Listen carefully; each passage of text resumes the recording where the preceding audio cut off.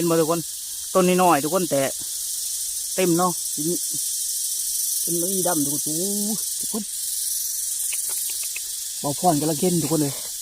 เบิ้งมีกกจิ๋วทุกคน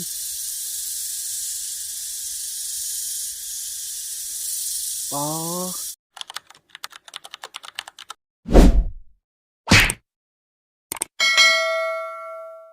กับทักทายสบายดีเลยก็สวัสดีพ่อแม่พี่น้องทุกคนเนาะยินดีต้อนรับพ่อแม่พี่น้องเข้าสู่2บ้านทงนาคำทุกคนเดี๋ยวมีเขาจะพาทุกคนเข้าป่าเลยทุกคนเดี๋ยวบอกก่อนจะพาทุกคนเข้าป่าเนาะไปเลาะที่จักจันทุกคนวันนี้ก็ไปคนเดียวคือเก่าทุกคนดูเนาะบรรยากาศทุกคนตรงไฮตรงหน้าเนาะครับสบายดีตอนเสาร์เนาะทุกคนเบิ่งบรรยากาศโคตรดีเลยเนาะเข้าป่าเลยทุกคนวันนี้เนาะไปหาเลาะจักจันทุกคนอย่างไรเขาฝากเป็นกำลังใจให้บอกพรนี่เนาะทุกคนไปนี่ทุกคนอุปกรณ์เขาก็มีแต่นี่เลยทุกคนตั้งเนาะแล้วก็มีใหม่ทุกคนมีช่องยางเลยทุกคนคือพ่อเลยเนาะสำหรับจับจันทุกคนห้องแต่ก็ห้องบรรยากาศเนาะแต่ก็พ่อมีอยู่ทุกคนพ่อได้ตำปนตำเจียวเนาะ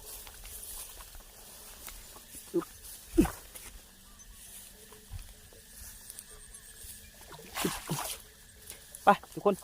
เดี๋ยวเดินทางไกลป่าแล้วเดี๋ยวเราถ่ายให้เบิ่งทุกคนบรรยากาศเนาะไปนี่เนาะทุกคนตอนนี้เราพวกนั้นก็เดินทางมาหอดป่าเลยทุกคนเบิ่ง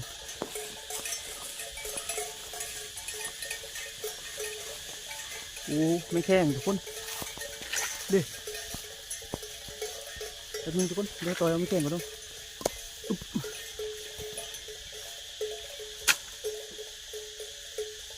เอาเอา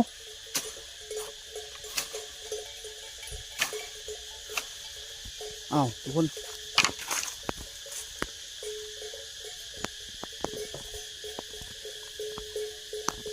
จะไปตู้ให้ทุกคน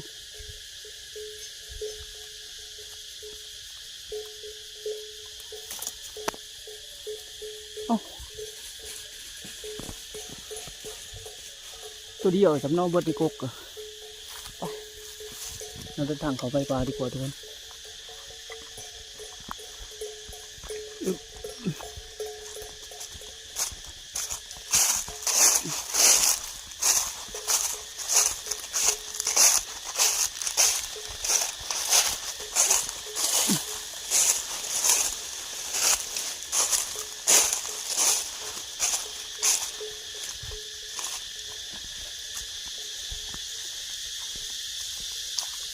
นี่เนาะทุกคนตัวนี้บอกป้อนจะได้มาหอดกกปกว่านปลาเลยทุกคนนี่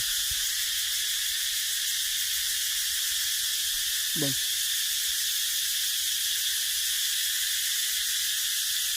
ปกว่านปลาออกใหม่ทุกคนกำลังนอนเลยนั่นเป็นปกว่านเนี่ยทุกคนปกว่านปลาปกว่านเคียวเนาะไม่เคียวทุกคนใบมีเด็กเคียวเลยเดี๋ยวเราเดินไปใบเคียวใบยาวๆทุกคนเป็นใบพวกวานปลาเนาะอันนี้ก็ได้ยินบ่ทุกคนห้องไล่อยู่เนาะทุกคนแต่บูฮูว่าสิช่วงระบอยคนเดียวมาตามไปน้ำบ่อพรเนาะทุกคนที่ทำมาส้มเป็นน้ำบ่อพรเนาะว่าสิไล่คือเชี่ยแห้งทุกคนแต่พวกพี่เขาจะหล่อลงไปหวยข้างตนาเลยทุกคนไปเบิ่งแถวหวยนะเพราะว่าแถวหวยนี่มันจะมักมีไล่ทุกคนไปเดี๋ยวมาหับชมไปน้ำบ่อพรทุกคนเบิ่งทุกคนตัวต่ำๆเนาะ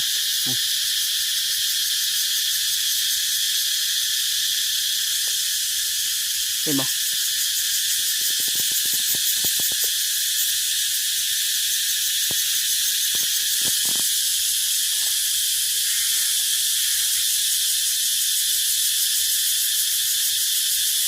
อู้ไปเลยดูเลย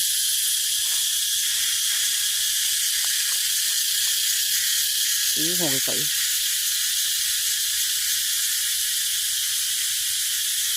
ทุกคน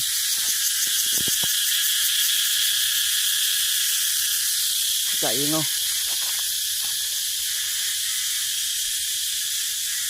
ไปเลย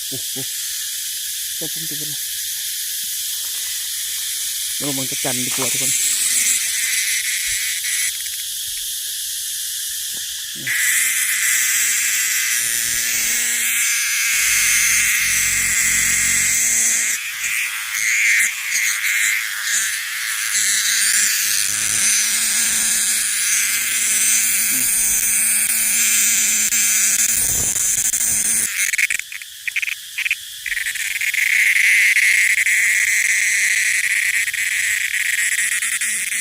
นี่ทุกคนนี่คือหมกจับเจ้ากุ๊กใหม่ตำๆนะทุกคนเนาะตัวสู้กับเซล่าอยู่ขึ้นไปทุกคน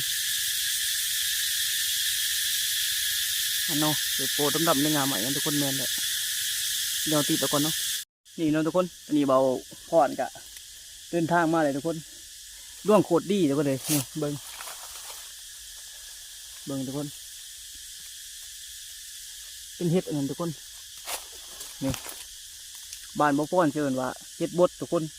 ไปแกงเป็นหนึ่งแซ่บทุกคนนี่เบิ่งดอกเนาะงามๆเลยทุกคนมันบริแก่เลยทุกคนนี่เนาะมันแก่มันแห้งทุกคนเพราะว่าฝนตกมาไล่มือเนาะนี่ทุกคนเบิ่งเต็มคอเลยเนาะนี่หยอดทุกคนมาที่จัดจันทุกคนเดี๋ยวเราเก็บเอาก่อนเนาะไปเบิ่งทุกคนเบิ่งเนาะมันบ่ทันละแก่เลยทุกคนมันแค่มันแห้งซื่อเนาะมันเหี่ยวเลยทุกคนตัวกันเบิ่งโอ้นี่ค้อนใหม่นี่ทุกคนในหั่งเนาะต้นหั่งทุกคนเบิ่งนี่เบิ่งงามๆเลยทุกคนไปแกงไปหนึ่งไปอันนี้ทุกคนแสบขนาดเนาะเดี๋ยวเราเก็บเอาก่อนทุกคนไปเบิ่งทุกคนดอกผักติ๋วเนาะ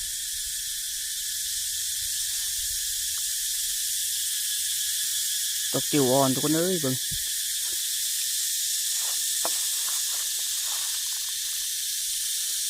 เต็มเลยเนาะทุกคนเบิ่งปกไปเดินกันต่อทุกคน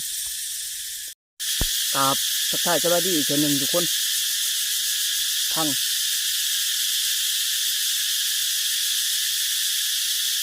ได้เห็นไหมทุกคน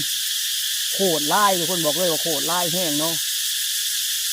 เป็นจักจันทึ่งไม่อีดำทุกคนไล่เลยเนาะเบิ่งเหือทุกคนเราจะเดินทางมหอจุดนี้ทุกคนกับไล่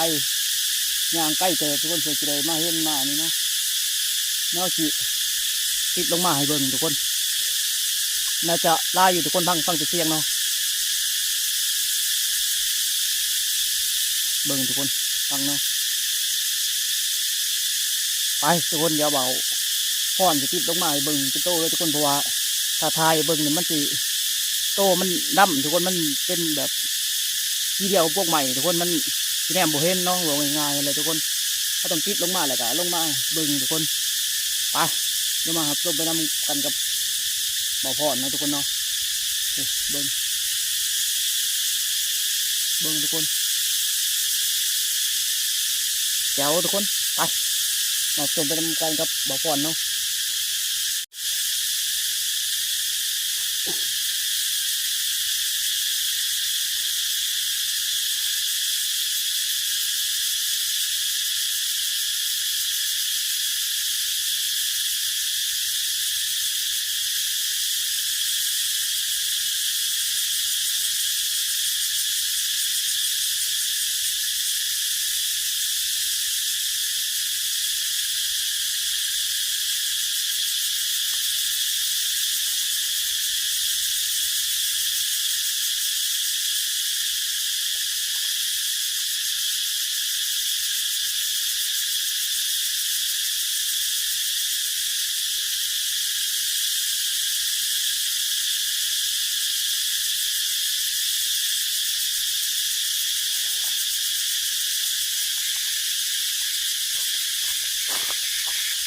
เบิ่งทุกคนภาพทองเลยเนาะ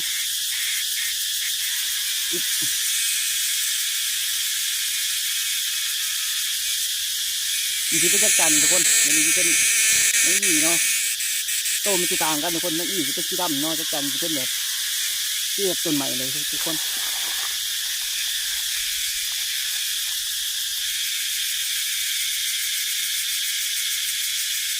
พวกนั้นมีแต่ไม่มีดำทุกคนลายเลยเนาะไปเดี๋ยวเราไปติดน้ำกันทุกคน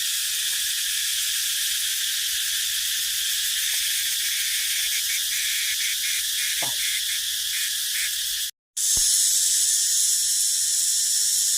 นี่ก็คือไม่อีทุกคนเบิ่งมันจะมีลายแบบทุกคนไม่อีลายไม่อีดำเนาะ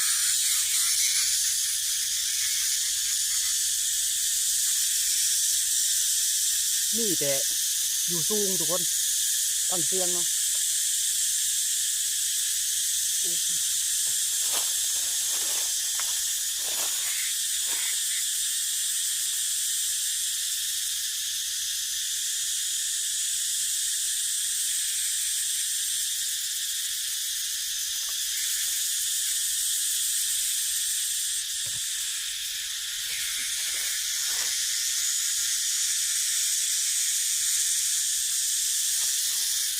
นี่ทุกคน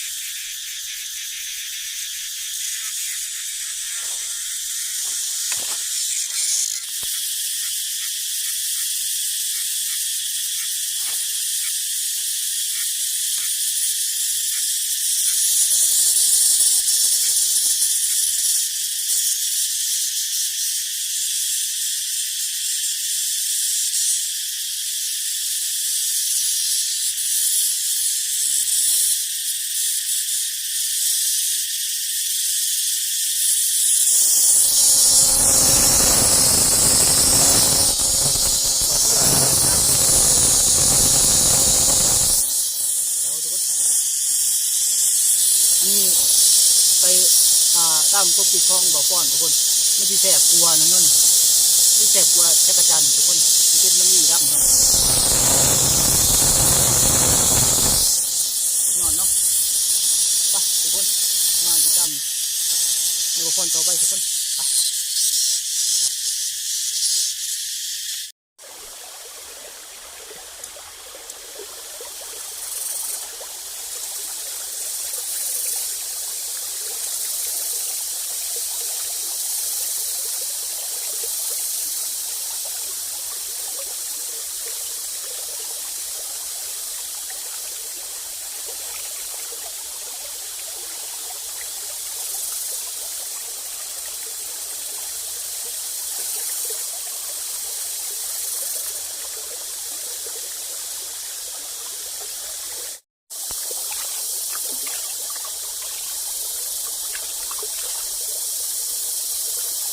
นี่เนาะทุกคน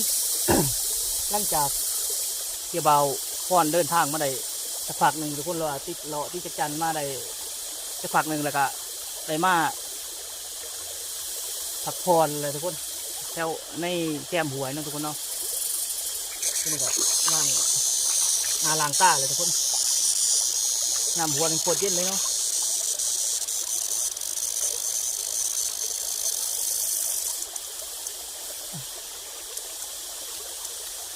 ชุดชื่นทุกคนหลังจากที่พักเช้าเมื่อแล้วก็สิเลาะติดอีกทุกคน จนทางประมาณเพลนหมดเลยทุกคนเทียงหมดเลยเนาะเย็นทุกคนนำบวยตั้งทุกคน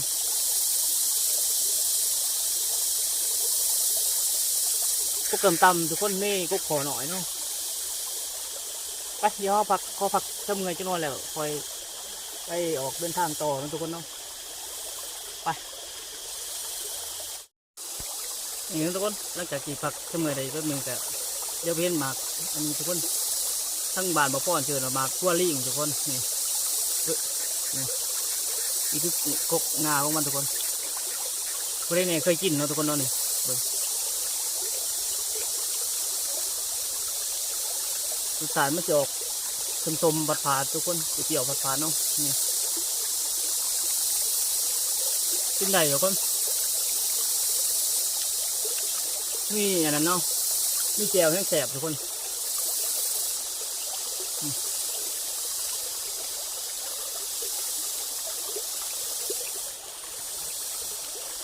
ผู้ที่กินทุกคนหมากเนาะบ่อ่อนเกินบ่แก่เกินทุกคนผู้ที่กินเนาะนี่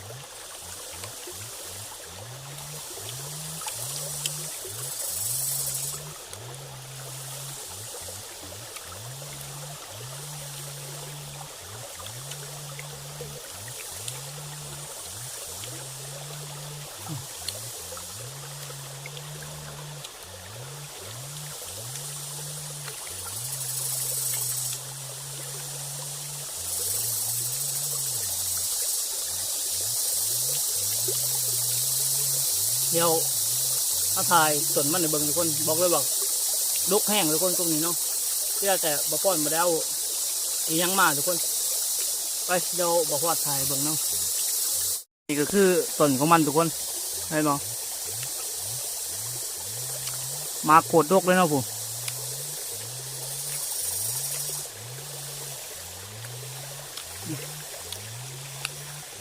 เห็นมาทุกคน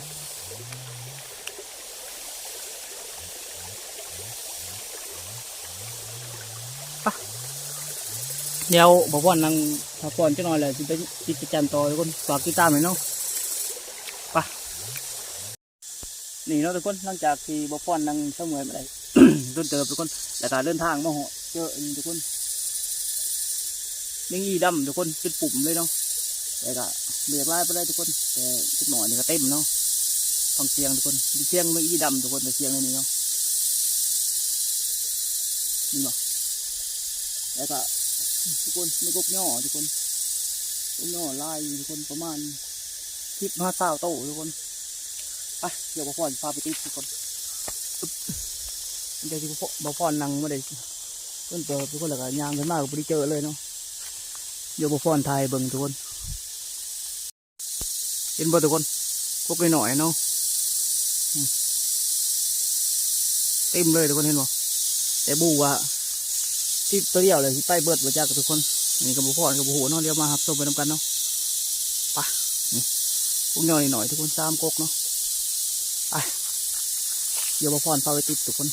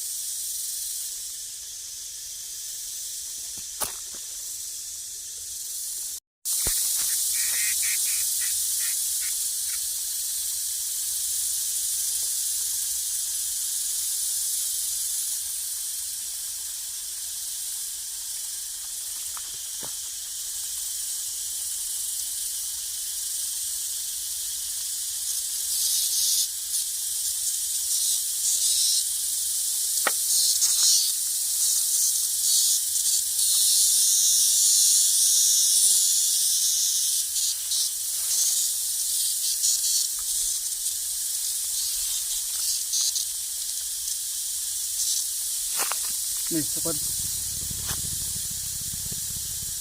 แดดจะแห้งอะไรทุกคนเลย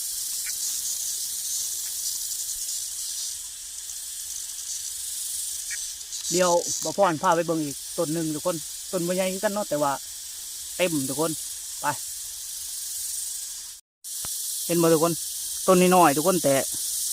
เต็มเนาะเป็นมือดำทุกคนโอ้ทุกคนบ่พ่อนกำลังเห็นทุกคนเลย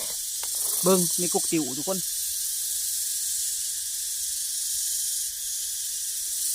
ปลา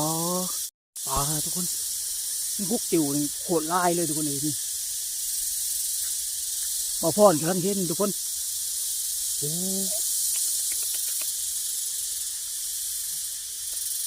เต็มเลยทุกคนกกน้อยๆเนาะแต่อ๋อทุกคนโคตรลายทุกคนเลยอ๋อไปทุกคนฝากติดตามไปทำหมูพ่อนทุกคนฝากติดตามคลิปต่อไปอย่างนั้นทุกคนเนาะเดี๋ยวเราติดก่อนทุกคนฝากEP 2ทุกคนโคตรลายทุกคนเลยอ๋อทุกคนดำวัตถุดิบเนาะนี่มึงดำวัตถุดิบเลยทุกคนว้าทุกนี่แต่เมงยี่ดำทุกคนเต็มเลยเนาะไปมาติดตามมาชมEP 2นะกันทุกคนบอกว่าพ่อนจะได้ไล่หรือบอทุกคนกบเดียวนี่เนาะอะไรเบิดนี่คือแบบชุดนอนเลยทุกคนไป